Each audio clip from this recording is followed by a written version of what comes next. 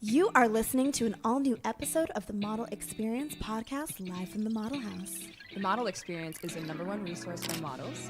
Real models, real stories, real resources. Visit themodelexperience.net to learn more and be sure to follow us on Instagram at The Model Experience.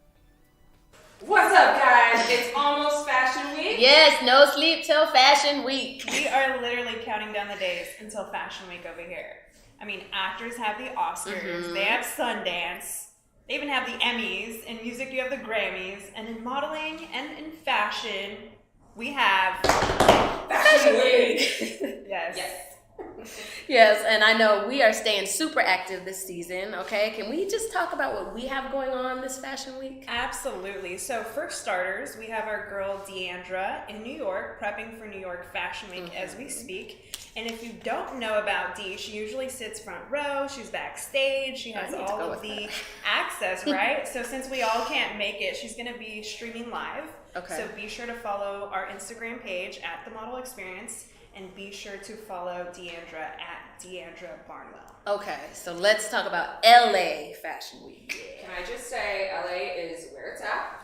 Whether it's fashion, the models, weather, especially brands. For me, this is just where I need to be, and that's why I love Los Angeles Fashion Week. I agree. LA is where it's at, and that's why the Model Experience focuses so heavily on Fashion Week here in LA. So our event is from March 7th through the 10th. Tell us more. Oops. I agree, which is why we focus so heavily on Fashion Week here in LA. Our event is from March 7th through the 10th. March 7th and 8th, we're at the LA Convention Center. We have over 40 designers showcasing and 600 plus models walking the runway. Crazy. So big. And don't forget, on top of it, March 9th, we're hosting our first ever model party here at the Model House. So many people have been asking me how to get in, and details on that are coming soon, I promise. Okay, and then March 10th, we're going to follow this up with a Q&A industry panel. We'll have several industry people giving you advice and just kind of teaching you how to navigate through the industry. Love it, love it. Also, last but not least, this season, Fashion Week, we're launching our first book. I can't believe it. I know, super excited. It's a guidebook for posing and being on camera. It's super helpful for both runway and photo shoots. Low key, even selfies. So, guys, Posing 101 drops this Fashion Week. Keep an eye out for that. Okay, I got one more question before we get into this thing. I want to know, how do you guys feel about adding author to your resume? Like I'm fucking legit. Like rock stars. No, it feels amazing. We're super excited to level up. And Level up. Speaking of leveling up. Like, I just can't even believe that, like, I never saw being an author in my future at all. And that is the dope part about this industry. Okay, and speaking of leveling up, we're super excited about our guest today. We're really excited because this is somebody who has taken his modeling career and totally transcended into a whole nother career. He does film and television. He's a producer. He is the creator and the executive producer of Growing Up Hip Hop. And can I just drop one other thing just on the little history? Just drop it. He was the first black Abercrombie and Fitch model. I have to say that. Who didn't love Abercrombie and Fitch? Yeah, we're gonna get into all of that. So, A black Abercrombie and Fitch. yes, Mr. Datari Turner. Can we get Thank you, ladies. I gotta hire you as to be my publicist. Make me sound all great, Hype man. presidential, and my everything. brother's my fam, I love it. Thank you, ladies, for having me. I'm very humbled to be here. We're super excited. So we've got some good questions for you. Fire And away. I I'm think, here. where do you want to start, Ash? Well, we want to start at the beginning. So tell us how you got into modeling. Well, it's interesting. Like, I feel like the story is, I don't want to say cliche, but obviously because of social media, this doesn't happen today. But I was a freshman. I was on scholarship at Oklahoma State University, and I had broken my collarbone, so I got a medical red shirt, and I was back in the Bay Area, and the Bay Area is sort of like a I would say just sort of a nest egg for like athletes that go pro and the whole thing. So I was with two of my boys, and we were walking through Union Square in San Francisco. This is crazy. And this lady, you know, they had this model search called Face Finder. So she saw me and she said, you know, I think you got a really great look. Would you sign up for this thing? Blah, blah, blah.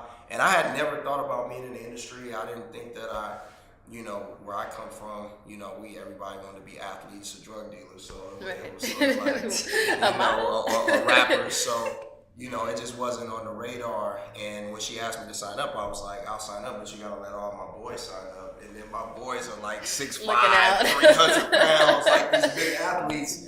This little, you know, Jewish lady, she looked kind of taken aback, but she said yes, let them sign up. She called me back that night and said, you got a really great look, you know, I would like you to come back, you know, to this thing next week and sort of explain what it was. And to make a long story longer or shorter, I went back the next week. I ended up winning the best regional face, and then for my division, then I went to Palm Springs and I won the best face in California for my division. This is crazy.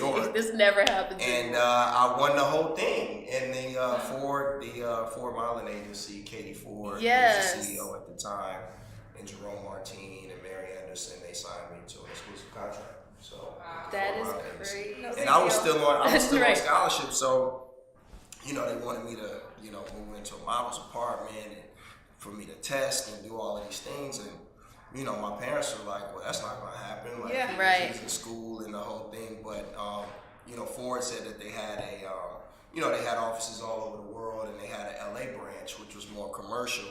And LA is, you know, my mother is from LA. So, you know, it's 6 hours away driving from the Bay. So we drove down. And I took some Polaroids in the LA office, and immediately they were like, well, you got to lose weight, because I had the big Ford. Right. You know, I had abs, and I was cut up, but it's a different thing. You know, you go in the line, you got to be able to fit the clothes, and, you know, they were basically like, you can't lift any weights. You got to basically just do cardio. So I was like, well, this is over, because I'm still a football player. But as fate would have it, you know, they sent my Polaroids to Bruce Weber, who is an iconic fashion photographer, and he used me for Abercrombie right off of the Polaroids. So this was like your first job? This was my first thing. That's crazy to be the first black. So how was that? Like, I mean, was that? Well, I got the pictures on my phone. I mean, well, you know, it's funny. At the time, you know, growing up where I grew up at, you know, I know this sounds crazy now, but I didn't know what Abercrombie was. You know, we wore Hilfiger at the time, was really big. Aaliyah was in the ads. You know, we wore Hilfiger and we wore Ralph. That's all we wore. You know, so when they said Abercrombie, I was just sort of like, well, I ain't really wearing. And we wore Carl Kanai. You know, so I didn't know what it was. You know, so it was crazy because my whole first, and I'm actually writing something, and I have wrote and produced a film called Supermodel for Netflix. Yeah. You know, but I'm writing something sort of loosely based on my experiences in the fashion business now that we're gonna make a scripted series. But it was crazy because, like, I was just so oblivious of everything in the industry. I had no polish about me, and it was just always like I would show up to set, I would have a do-rag on, I'd be in Paris at McDonald's. Right. People would just be scratching their head like, who is this dude? Like, he don't really know what none of this means. He doesn't know what the brand is. You know, we shot Abercrombie in Lake Placid, which is upstate New York, right on the Canadian border.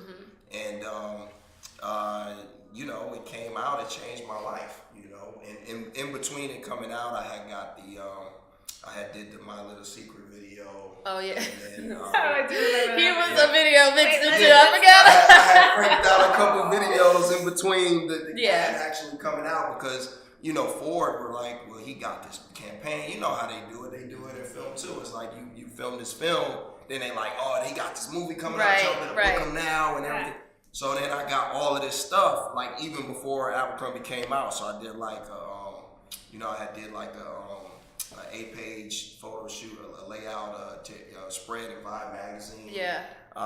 And then I had got a For couple Sean of John, videos. or? No, this was before Sean John. This was Okay. pre-Sean John. But Okay. I did a whole thing in Vibe magazine, and then what else did I get? I got the Skechers ad campaign. During that time, it was like models that were just used over and over again. It's like this select few models, I feel like, during that time that really got all the jobs and stuff? Was that I think my generation was really like the last generation that really made real money, you know, because when I got in, Tyson's generation, he's a generation before me, so him and Mark Vanderloo and Iris Lindquist and even the women, Naomi and Tyra, you know, I mean, they were making, I mean, you had women who weren't even supermodels making $1 million, $2 million, $3 million a year just doing That catalog. used to be the budget. Really? Yeah.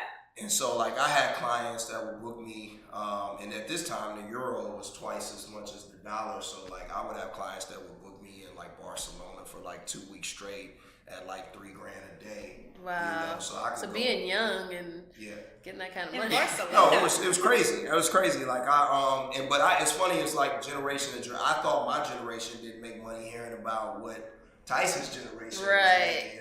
But like, and I feel like my generation was the last generation of the real supermodels, and I say that very, you know, not to offend anybody, but just like my generation, like one of my best friends, Scott Barnhill, was like when VH1 used to do the VH1 Vogue Fashion Awards, so he was like male model of the year, and he was engaged to Giselle at the time. Oh man, I forgot about that on VH1. Yeah, that was really epic. Yeah, it was. So they did it during that time, and Scott was one of my best friends, and he was engaged to Giselle Bundchen at the time, who obviously married to Brady now, and then she left him for Leo. And that's all another story. That's so sad.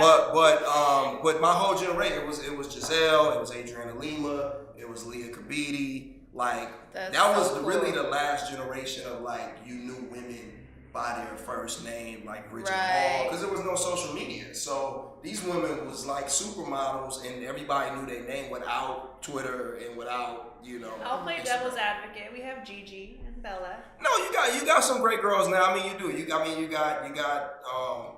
you know, obviously the girls. You got Kendall. You know, you got I'm drawing a blank. I know the girl from Compton who was on the cover of Sports Illustrated, Danielle. And Winnie and you got some great girls, but I just think the money aspect was so much different because I mean Giselle at her height was making like $20 million a year, you know. Agreed.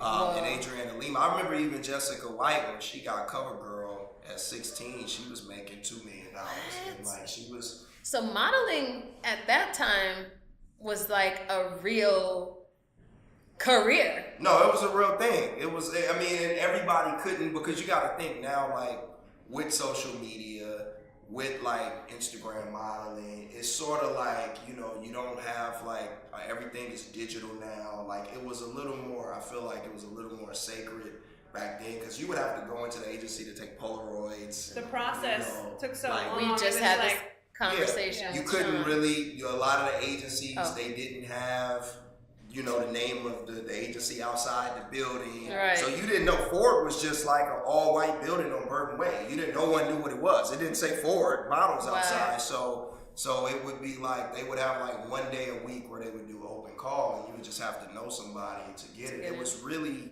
really tough at that particular stage to get in the fashion business. And so, and a lot of these girls would get ripped off because you would have all of these like John Robert Powers and MTA, and they would charge girls $5,000 to like, and tell them that like all of these modeling scouts were going to be there, and then they would just send an assistant, you know, that no girls never got discovered out of that stuff, and because I always feel like with fashion is like to women what sports is to men. You know what I mean? agree. Like, I love that analogy.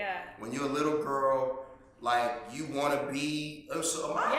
You want to be a supermodel. That's sort of like, and you know, you're a little boy, you grew up in inner city, you want to be Jordan. Right. You want to be Kobe. You want to be Bron. So you know, it's why these companies was able to make so much money, and then you know Tyra, you know, figuring it out with Top Model, with Heidi Klum, with Project Runway. I mean, you know, but all of that happened in my generation. You know, one of my really dear friends, Kyle Hagler, he's still the top ranking black agent in fashion. He was a long-time agent at IMG, so he represented Giselle, he represented Leah Kabidi, discovered her, he was Tyra's agent, he was Heidi's agent. And so when they came with these ideas of, you know, wanting to do unscripted shows, you know, IMG sort of like, you know, they were the first line of defense for that. So Wow. So back to the pay kind of changing in the industry.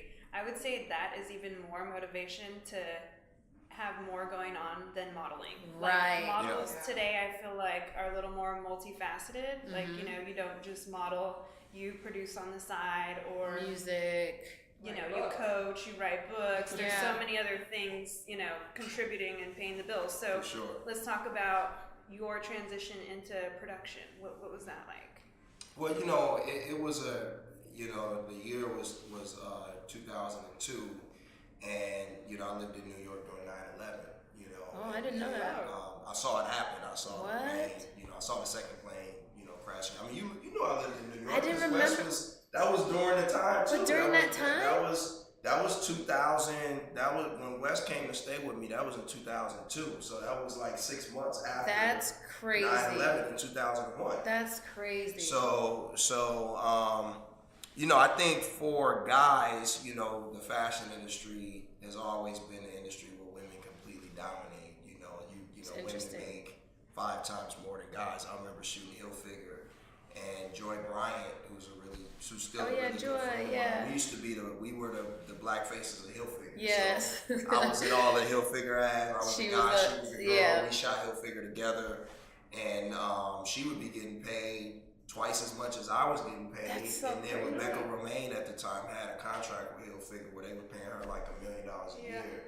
And you know, I was making good money, but like You weren't making I wasn't making what the girls was making. Right. And so, I mean, I didn't, it wasn't a career where I felt like I could really get rich, you know, like I had a great life, you know, I had a nice apartment, you know, with a doorman, I had a new Range Rover, but like I wasn't getting rich like some of these girls. Like I knew girls that y'all would go to their model's apartment and they'd be from the, you know, Czech Republic, and you would just see like a stack of checks because they haven't even opened Wow. a bank account yet. Like it's a check for $82,000, a check for $40,000. Like they haven't even cashed these checks yet. So we weren't making money like that. So you that know? was kind of your driving point, like I guess the double standard that you felt was in the industry. That was kind of your driving point. Yeah, So, it- like, let me do something. It else. was because I just didn't really feel like I was gonna get rich, and I felt like, you know, I like food a lot. You know what I mean? I didn't want to starve myself. I didn't know how. I mean, it's a great career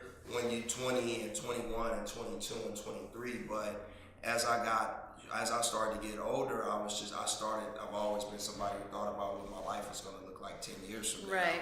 And I'm think just that's like, important. I can't live out of a suitcase, you know, at 30 years old. I can't be going to castings at 35 years old. I know models who still do it and still do catalog stuff, but that's a really tough job, you know what I mean? And so, you know, I just felt like I wanted stability, and obviously I wanted to make more money. And so since I was in the fashion industry, right after 9/11, I went through like a midlife crisis in my life. I was 23, and you know, I was living with my girl, and I was just sort of like, you know, I had got really close to some really, really big campaigns that I didn't get. Like I was on hold for Gucci, and I was on hold for like some really, really career-changing campaigns that I didn't get. And it sort of broke my heart a little bit, you know. And, you know, I think the fashion industry is really hard because it's not like you don't have to have a talent to do it. You know, as an actor, you can get better.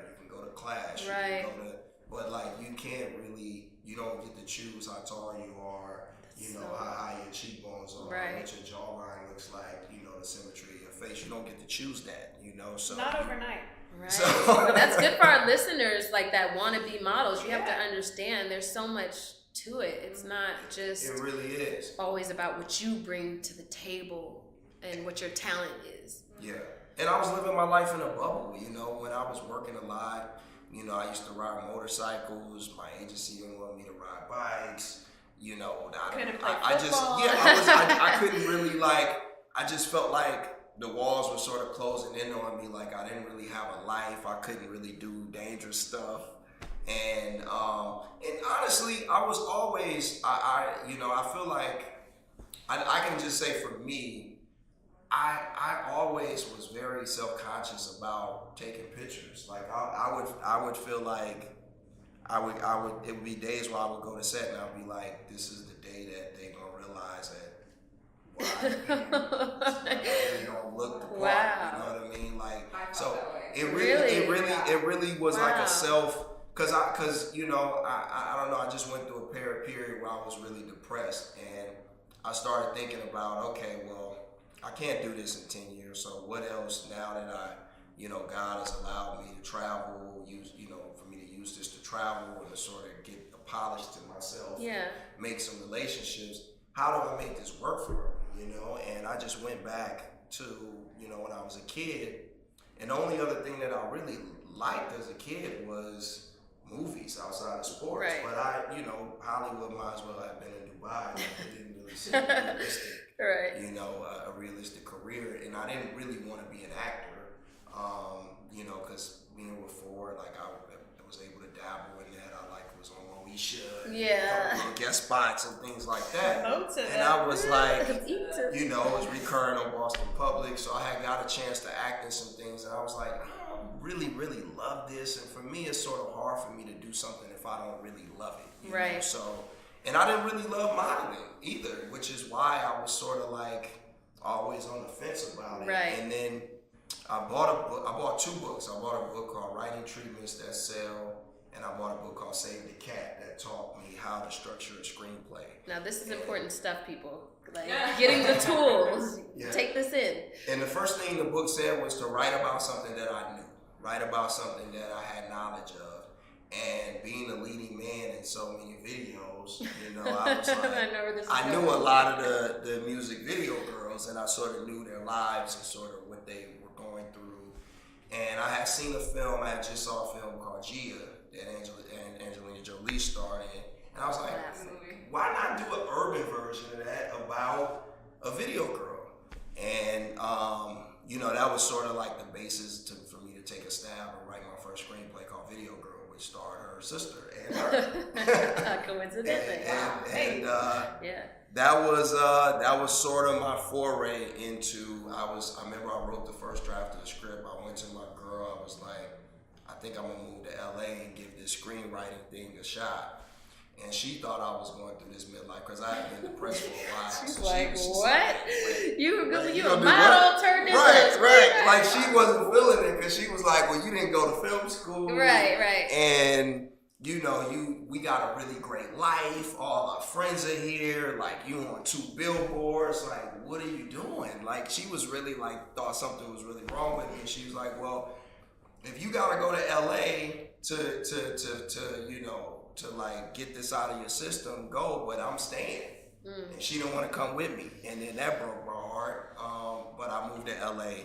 Got me a little studio apartment. Good thing you did, because look at you now. Exactly. That's sort of the You have to genesis of how I got. Right, you gotta follow your dreams, man. Yeah, for sure. But that's sort of like the longer, quicker version of sort of like what got me on a path to where I am now. So you have experience on camera and behind the camera. Do you have any tips for models that are going to be on camera? Yeah, I mean, I would just say, as a model, I mean, the business has changed so much, but I think you have to move around if you want to make the most money. Like, some of the guys that came before me told me, they were like, listen, you can make a lot of money, but you gotta like move around. You definitely can't stay in LA. You gotta go to New York. Oh, you mean gotta physically see move all around. of Okay. the clients. You gotta go see. You gotta spend some time in New York just to sit there and see all of the clients. And then you gotta, go to South Africa. You can get a lot of tears there. You can build your book up. You can do South African GQ. You can like come back with a whole book of tear sheets.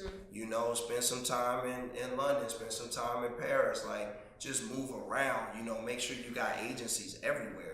So that was one of the things that was great advice for me. I hated it, because I was like, I was living out of a suitcase. Yeah. But the years that like I actually moved around and went to Barcelona, went to Milan, and went to, I made the most money because, I would always come back with new tear sheets And my book. networking. And that helped me get, campaigns and being able to go to Milan and, get the YSL show or like get a big show or whatever, and then you got momentum. Because our business, whether you work in film or TV or fashion, is all about momentum. Right.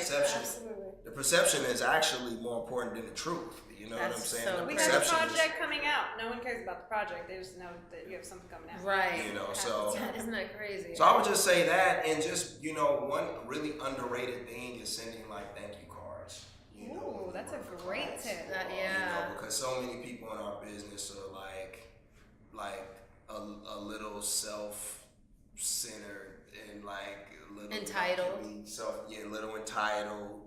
And, you know, they sort of think they're like, oh, these people are, but, you know, people work with, it's not, I know you've seen models and you've been like, man, she's in everything. I don't even think she that hot. Right. You know, but it's really about people want to work with people that they like. You know what I'm saying? Very People important. really want to work with, because honestly, they can make anybody a supermodel. Right. You know what I mean? The industry can make anybody a supermodel. Especially nowadays, They it's can- very diverse. Yeah, I mean, and you know, they control what's hot, you know, but I think like being having, you know, charisma, being a really nice person, letting people know you're grateful for things. Yeah. You know, that goes a long way with people. I would always send thank you cards when I work with clients, and you know, I used to work with.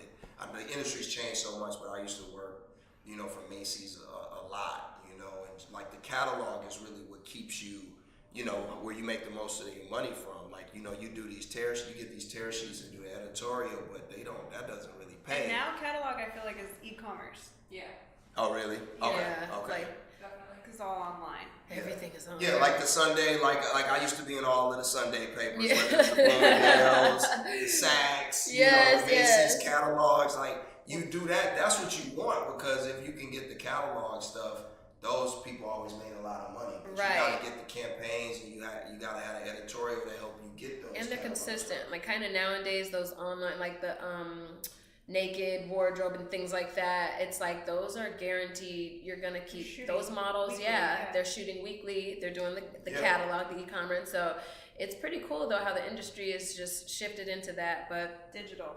digital. Yeah. But from a lot of successful people, I have heard thank yous and just being, and we just had this discussion, just being somebody pleasant to work with and making the environment a better place when you're there. It's just like a big thing. It goes And a long it way. goes a long way. It really does. It's Because underrated. our business, you gotta think, like, life is moving so fast, and everybody is meeting 1 million people and doing, and when somebody really just stops and, like, you know, you get something in the mail, thank you for hiring Yeah. me, blah blah blah, like that really does still. Stand It's out. like you know what it is like a woman who's very beautiful. Sometimes men feel like, well, I don't need to tell her she's beautiful. Everybody goes, man, Right. women still want to hear She that they still beautiful. appreciate, She yeah. still want to hear that you love You her. were You killing still it want to with the hear that you. analogy. Right, Yeah, like we got a so- lot of one-liners right. here. You know, so that, I mean, we at the end of the day, at the core, we just people. We Yeah. all want to feel appreciated. Yeah. We all want to feel like we're doing something good in the world. Absolutely. And that's a great tip. Yeah. Note it's to a- self, I'm literally gonna send like all my agents a bottle of wine. Yeah, and, like, yes. I mean, it does. It really, really does. And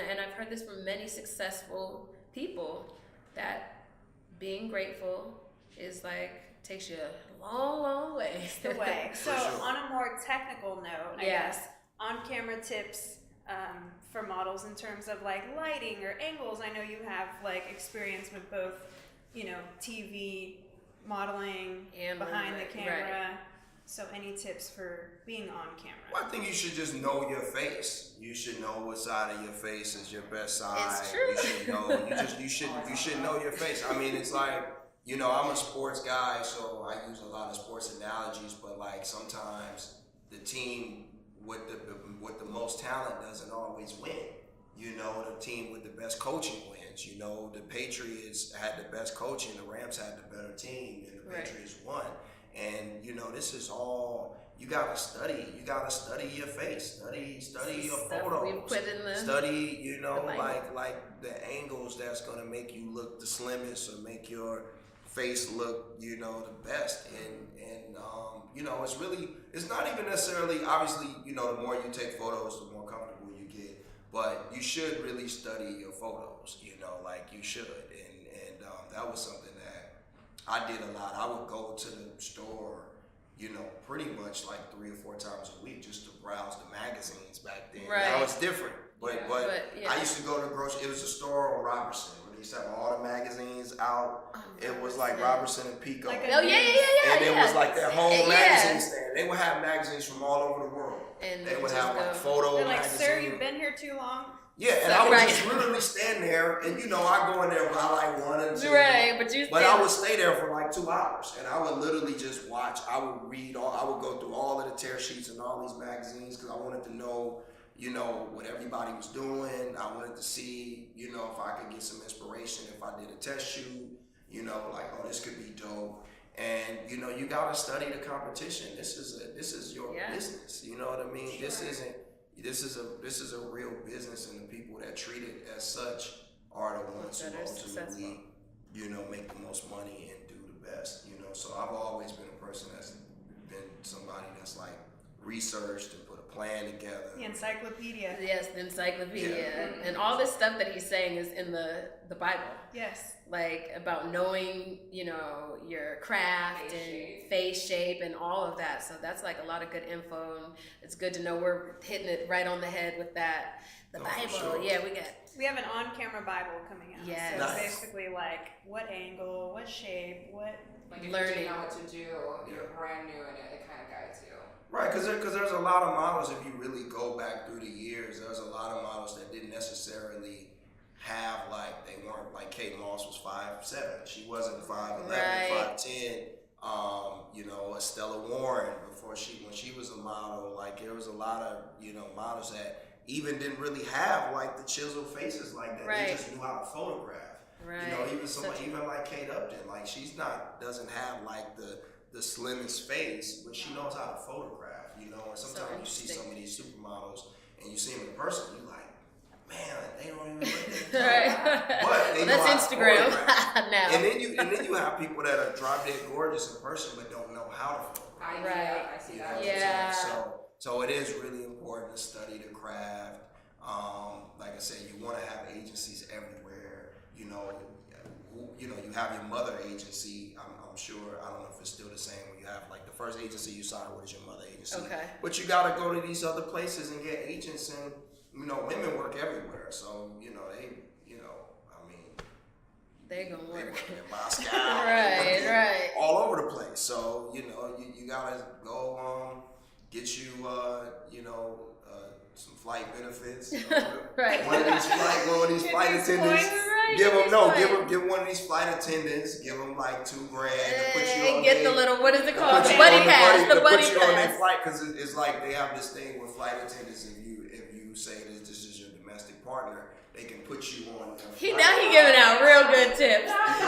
And then you can, and if you do that, then you can just fly everywhere. And Yeah. then you can like try stuff out. And, Now he giving the undercover tips. Now you good. Right? She's like, okay, let me She's write like, this go down. marry a flight attendant, check. Like, let me text my friend real quick. Absolutely. All right, so let's name drop. Tell us about some of the brands you've worked with. Yeah. Whatever you can about that.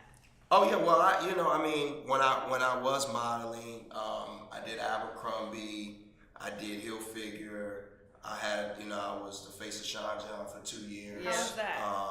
It was great. During that time too, they were popping. Oh, at that time. The perks of it being was the face of Sean John. Yeah, tell us about the perks. It was Puff Man. It was a great time. It was I remember when he did his very first fashion show.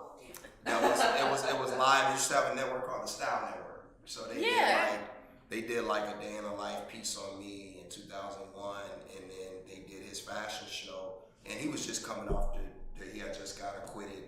He was coming off the trial with J-Lo and Shine and the whole thing, and it was a great time. It was a really big show, and then he did the show in the fall that had like Adriana Lima in it and Jessica White. He had all of the big black, male and female models at that time. And there was a couple white boys. Channing Tatum was in it. Yep. Remember he was modeling. Who Holly had a kid by. Yeah. No, it was a great time during that time. And obviously Puff, they would have like the Bad Boy Rockefeller softball games in the Hamptons in the summer. And That's these crazy. parties in the I need to know, do you still have that fur from the runway, the black one? Because I'm going to need to get that. No. Did they give you that? I need to know. It was funny. I was literally in People magazine with Puff for that show because I threw the fur in the crowd. Like I closed the show and I threw the coat. Was that your thing or did they? No, I just did it on some swag shit. Oh, and you then, threw the product. And then the guy, I think his name was Bill. It was like the guy who did the run who Puff had hired to do it. He like flipped out and Puff laughed and thought the shit was high. He was like, "That's what I would have did, Playboy. You killed that shit." You know, They're like, you know, us 10 grand. That's what you So- get when you get to work with Puff. That was more like 50. It was more like 50. Yeah, for sure. But no, I worked for Sean John. I worked for I did Banana Republic. What else did I do? So you got a chance to do a lot of runway and print. Yeah, which is I like did a a commercial. lot of print. J. Crew. Which did you prefer? Print or Yeah. I prefer print because runway doesn't really pay money like that. Oh. You want to get the holy grail is to get the campaigns, of course, and to get a fragrance campaign. The fragrance campaigns pay more than anything. Like, Wow. I know you guys remember when Tyrese was in the Hill Figure fragrance campaign with Dwayne, Yep. Scott Barnhill. Tyrese probably made $500,000 on it because it's the usage. They run those fragrance campaigns for like 5 campaigns years. are like the. So you want to get the fragrance. You want to get the fragrance campaign, but no, the campaigns is how you make the money. Which it enables you to get catalog work. What was your favorite campaign then?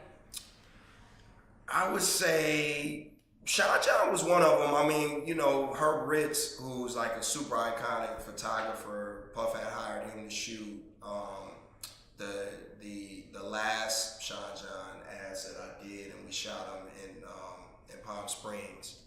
And Herb had died a couple of months later. Oh wow. And he was a legend. It's a famous photo with like Christy Turlington, Naomi, Cindy Crawford, all he did naked, that. laying on the floor holding each other. He did That's like that. a classic. He shot the Madonna cover when she was. He shot Janet's cover When she was topless. When Iconic. I was holding her, Yeah. And then I mean he's super iconic. So that was really great. It's all about the photographers. Bruce. I did Ralph Lauren. With Bruce Weber. So now that you're on the other side, do you appreciate the photographers a little bit more, or do you look at them a little bit differently?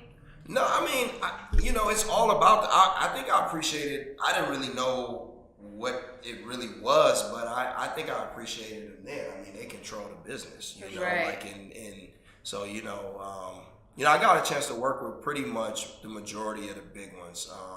Bruce Weber, Herb, Stephen Klein, Walter Chin,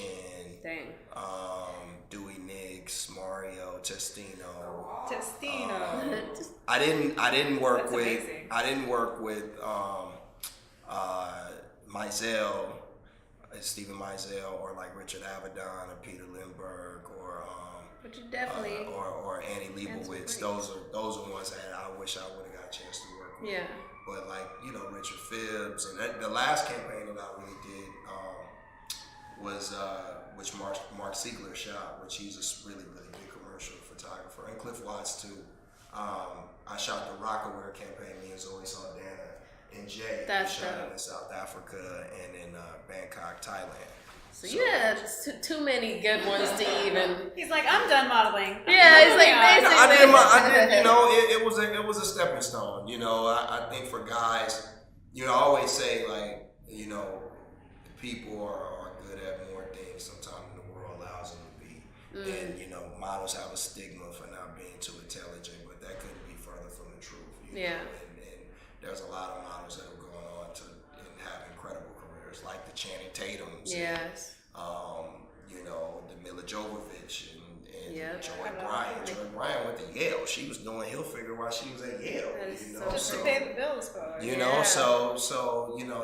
There's a lot of. I think once you get into business, I think that think about how to, because you can be out at One Oak and be out at like back in the day Dublin's and Life was like the clubs but like you can be out and be around all these people and you can be enjoying the moment, but think about how to make those relationships really work for you. You know, whether you come up with an eyewear line or come up with something and you can go to some of these people to be partners or invest in the line. Or so don't just be there, be there with a purpose. For sure. I mean, Pharrell financed Issa Rae's web series, Aqua Black Girl. I think that you gotta have a plan.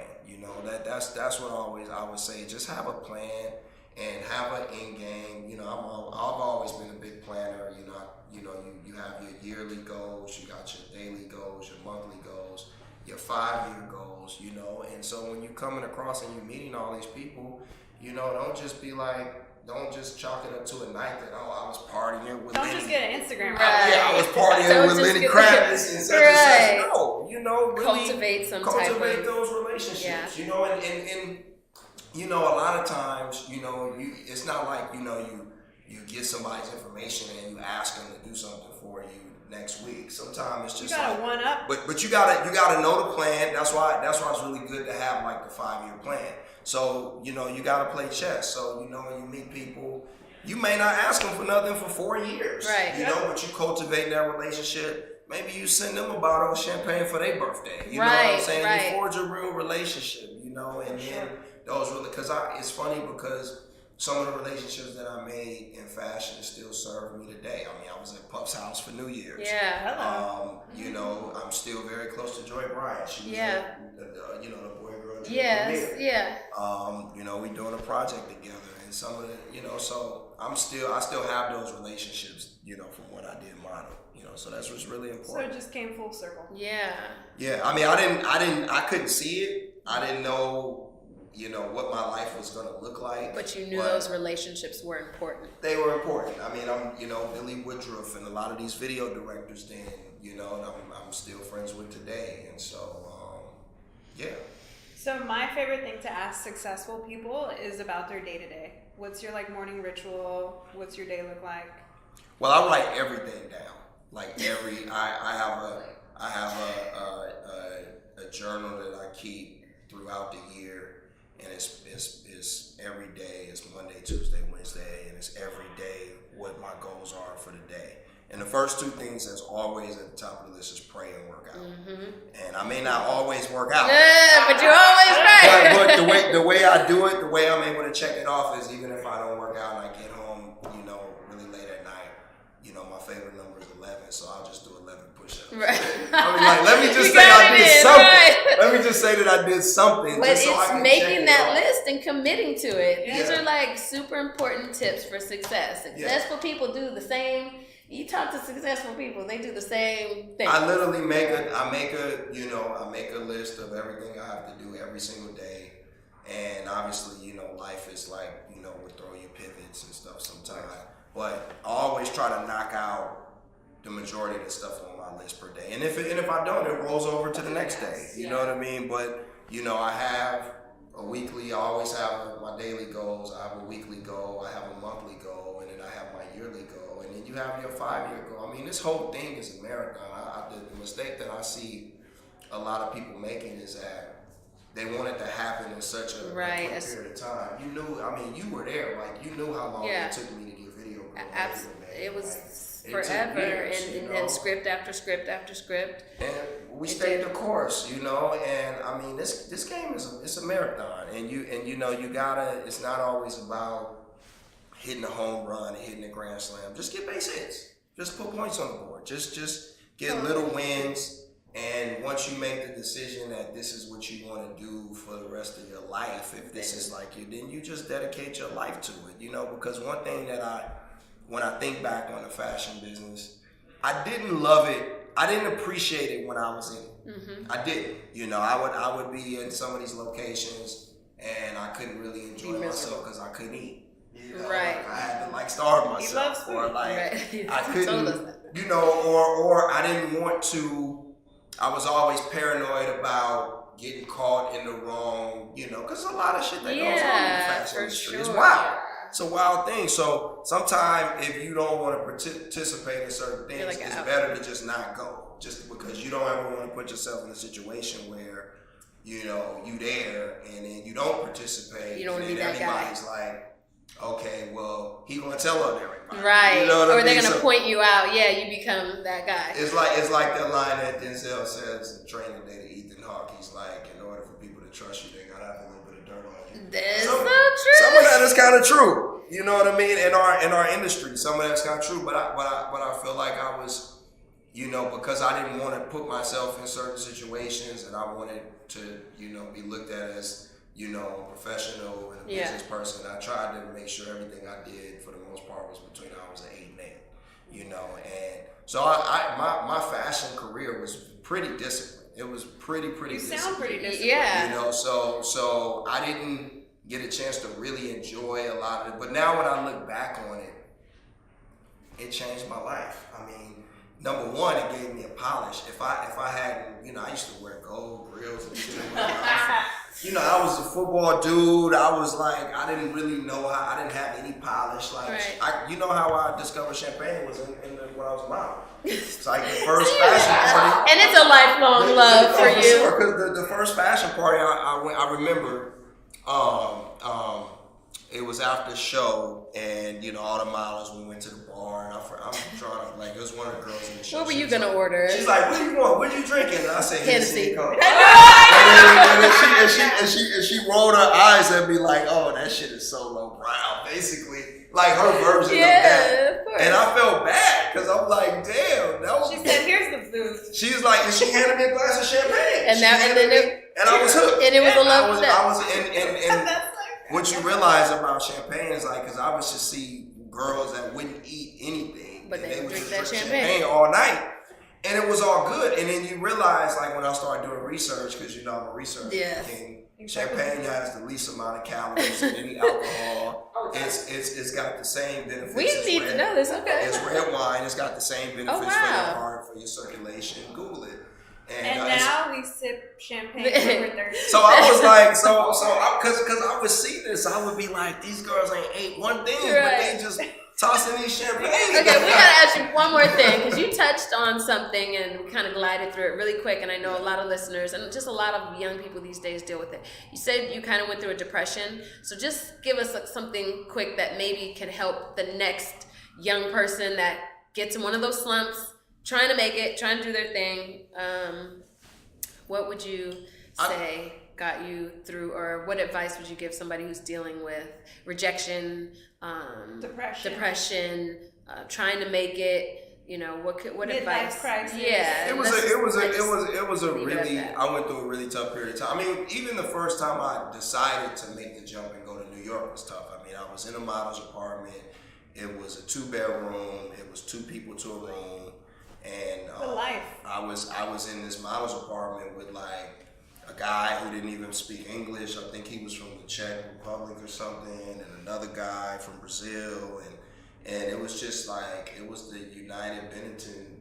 It was just like, it was, and you know, one of the guys was chain smoking cigarettes in there, and I didn't smoke. And then I'm in New York, and I'm getting lost on the subway. Right. I ended up in the Bronx. I had some, you know, cats roll up on me. I mean, it was tough, but I would say during the toughest periods of my life, when I was sort of like making the transition and getting the I guess the courage to move to LA on my own, really is just my relationship with God. You know, I mean, I know everybody believes what they believe, and you know, the things they say not to talk about is religion and politics, but I've always been a really spiritual person. My faith is very important to me.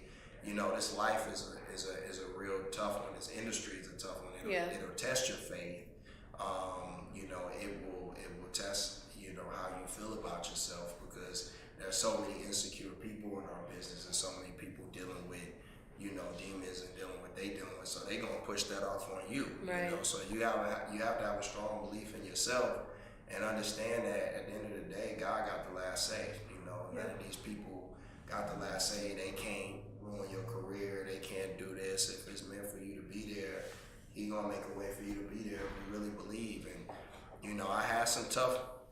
You know, when you're a young person and you trying to figure it out, you know, you're gonna have some. It's tough. You know what I'm saying? And you know, because you're still learning yourself, and you're still learning, and if somebody tell you you're not good enough, some people Take believe that. You're like, man, am I really not good enough? Can I really? Now we old enough to know. We still struggle with things still on a daily basis, even at this age. But I think just having a really strong belief in Christ and really praying every day. And one of the things that I would always just say is like I would repeat it, like, I trust you, Jesus. I trust you, Jesus. I trust you, Jesus. Just I trust you wholeheartedly. Just get me through this, and I always, and then when he gets you through it, you gotta, what's the word I'm searching for? I mean, you have to like give back. Like you gotta help. You can't be like, oh, it's all good now. Right. You gotta keep working. You gotta keep working. And you gotta help other people. And that's what I was trying to say. Okay. It's just to pay it forward and just to give. Blessed to be a blessing. As much as you receive. It's nothing that you can't call me to do that I'm not gonna be there to do. You know what I mean?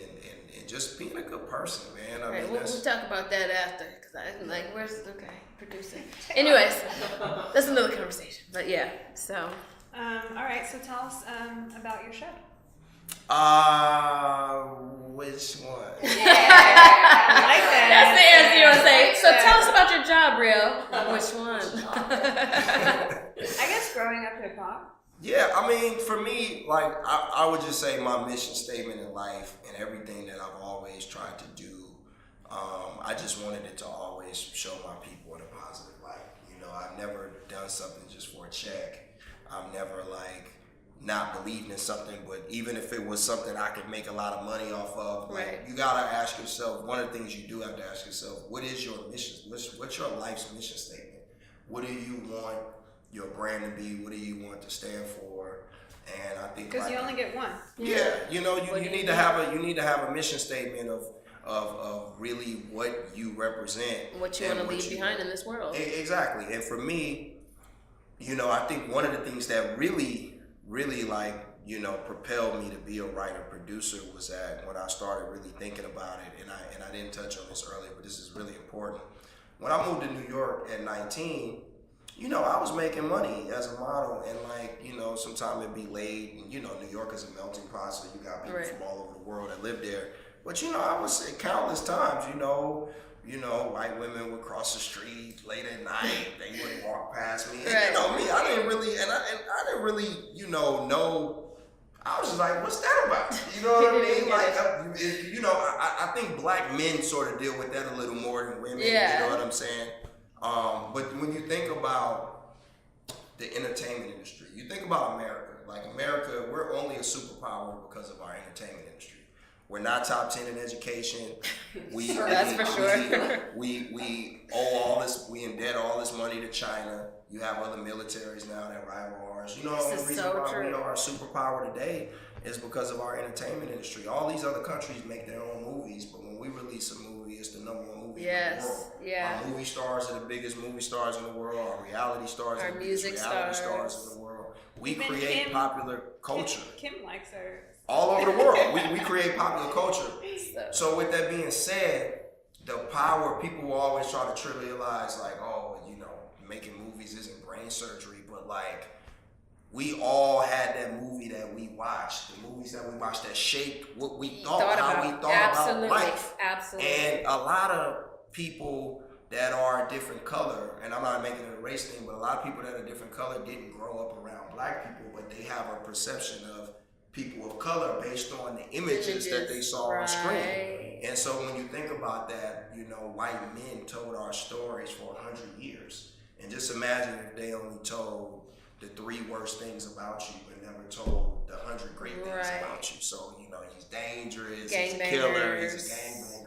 So that's the perception that people have without ever meeting the person that's black. So for me, wanting to be a creative was to sort of change that narrative, So back to modeling, when you were overseas or in another country, was that ever like You know, really, honestly, I got more love in Paris sometimes than I got, you know, than in New York sometimes. I mean, just because you know that's a thing I too. agree though. Overseas, sometimes it's like that. We were talking about that. I was in Paris all month this month. We were shooting this film on court.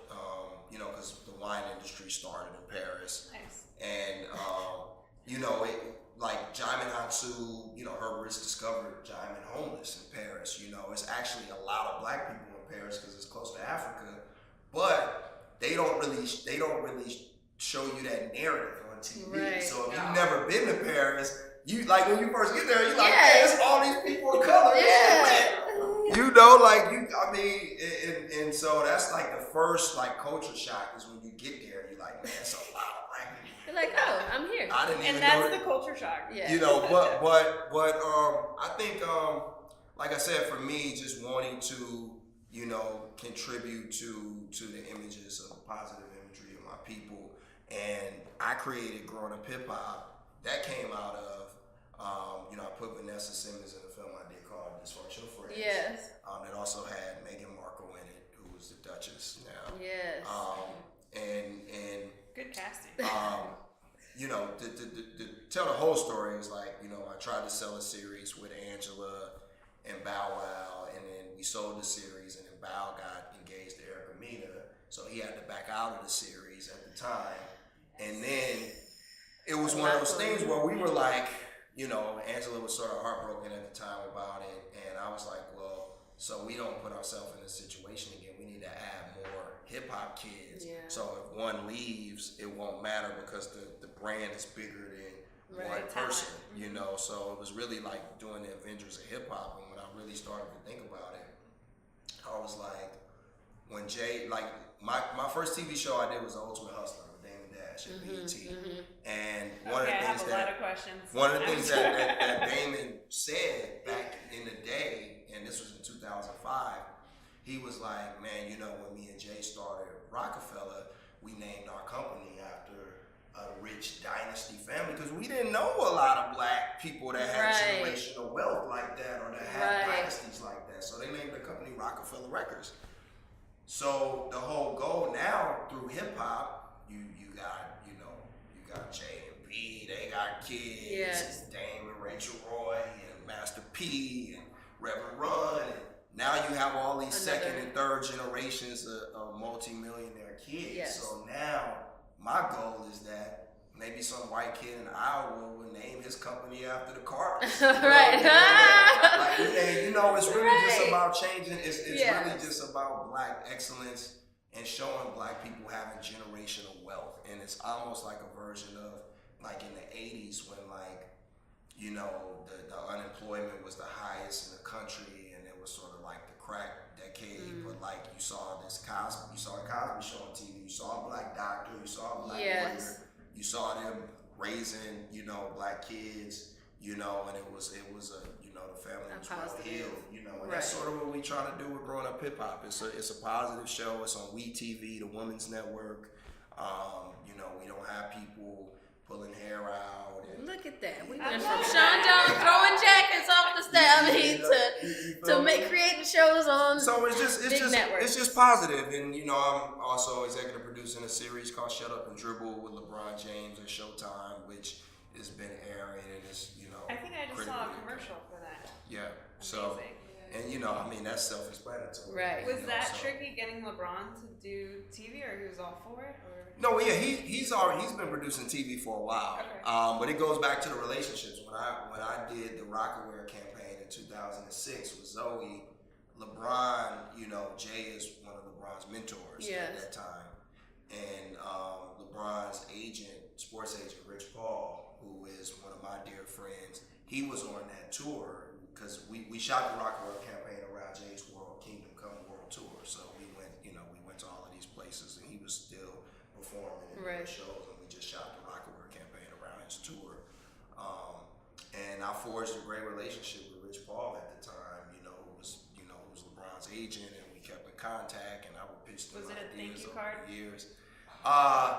you know, just keeping in touch, and just like when they came in town, you know, he might pick up dinner, or I might pick up dinner, or whatever. Just keep it. Sometimes you just text somebody, man, think about you. You know, hope all is good, bro. Just saying what's up. Don't want nothing.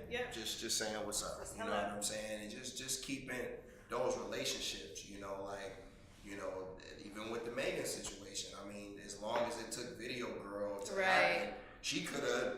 You know, if I wasn't staying in contact with her, or I wasn't nurturing that relationship, then it was always people pulling her in different ways. You know, she was attached to many projects. Yeah, over the years I know, and that was just And so, you know, it really is about really just keeping the relationship with people. You know, and you just never know where people are gonna end up, where you're gonna end up. I was in the ABC when I moved to LA. I got in the ABC program. I was in. Meghan Markle was my partner in the program. Wow. You know, we forged a great relationship. Yeah. She starred in my second movie, and I mean, look at where these people are. I mean, Channing Tatum was poor, and like he was in the Sean John show. He had just came to New York from Florida. It's just great to see people when they had nothing and they become, you know, dude making like $10 million a movie. You know, so you know, it's just all about relationships, and like I said. Just if this is what you want to do, like I'm a true believer of not having a backup plan, you know, like because I think if you have a backup, you're setting yourself up for failure. Yeah, because you say like if this don't work out in 18 months, then I'm just gonna work for my dad's and it might take 19 months. Yeah, so it's like if this is what you really want to do, then make it work. You got one life. You're gonna be the one thing I forgot to say is just appreciate the journey.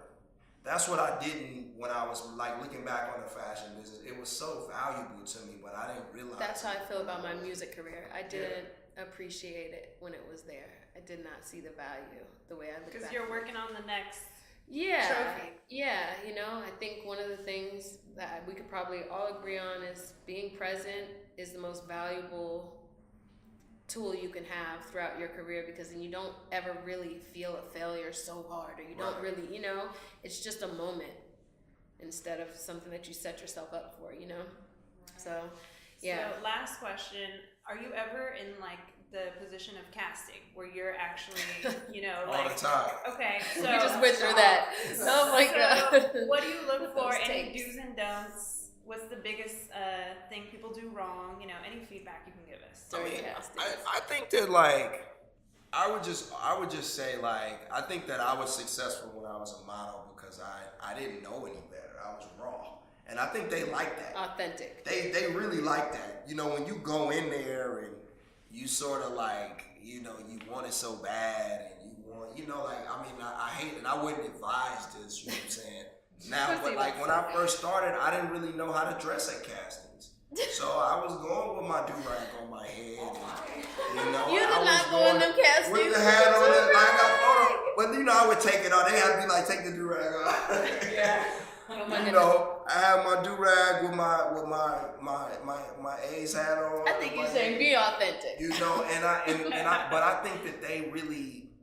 That got me jobs because it was like I really didn't give a fuck. You know what I'm saying? Like, so when you see people in castings that have that energy of kind of like, I'm here, I'm doing my thing, whatever. I don't really give a fuck. It's something interesting about that. You know what I mean? Because there's so many people. There's so many people that are gonna come in and be scared and be like, oh, and they go overdress or wear too much makeup or come in there with a suit or come in there. You're like, dude, what are you doing? Do the part. Just go in here. You know what I'm saying? Like, you know, like, and I think what's great about you know, I've produced 30 films, and I feel like we you just dropped that like a nothing. No, but I feel like we've always, even though the films have had notable names in them, we've always given somebody new opportunity. Whether it was Ryan Destiny. Absolutely. Or whether it was Michael Rainey Jr., who's now Meghan Markle. Meghan Markle.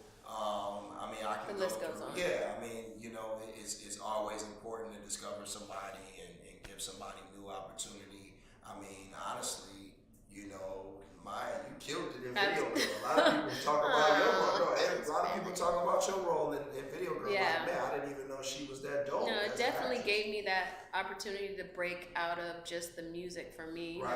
know, it was for sure that opportunity for me to show my chops. And so I was definitely grateful for that opportunity. And they didn't try, it wasn't easy because they were trying to hire somebody else, to tell the truth. Well, You know? I wasn't. It's all right. I outbeat. He said, I'm taking this. I outbeat, you know, you gotta do, no, but it was an opportunity they didn't have to give to me at the end, basically. And so it changed my career for sure. For sure. And we obviously want to do more things together. Yeah. But yeah, I would just say, just be yourself. Yeah. You know what I'm saying? Because if you say your prayers and you've done the work, at the end of the day, you've done the work, and the rest of it is in the universe hands, and you gotta look at it like that and just be happy. Like I said, just appreciate the moment. And I know that's tougher. That's easier said than done. Because a lot of time there's so much on the line. It's like people like, man, if I don't get this job, I might have to move back to Iowa. Or, Right. People. I already got people that don't think I'm good enough. Right. Don't think I'm gonna succeed. So don't overdo but you it. go, but you carry that stuff with you, and sometimes it can make Leave it at the door. Leave it at the door.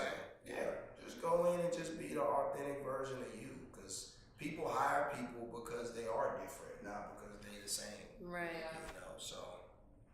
Good stuff. Yeah. So be different. So Be yourself. be yourself. Be yourself. There you go. Amen. There's only one you. It really Well, is. this has been an amazing interview. This is what we wanted. Gems after gems after gems. We got so many what are they called? Treasures. But no, this was great, and we super appreciate you coming through, dropping knowledge. You'll be producing our show next. Yes, we're gonna talk about that. Wait, I'm your producer, girl. Don't be trying to give me my job. She gave my job right in front of me. No, I know what you mean, for sure. Thank you The all. show. Thank you for coming. Yeah, we had a great time. Hope you had a great time. Shout out to Datari. And where can we find you on social? Yes. I'm on Instagram at Datari Turner. I'm on Twitter at Datari Turner. Facebook Datari Turner. Turn up with Mr. Everything's Turner. turn up and Turner. Yes. Awesome. Thank you so much, brother. Thank you, ladies. I really appreciate it. Thank you. Wrap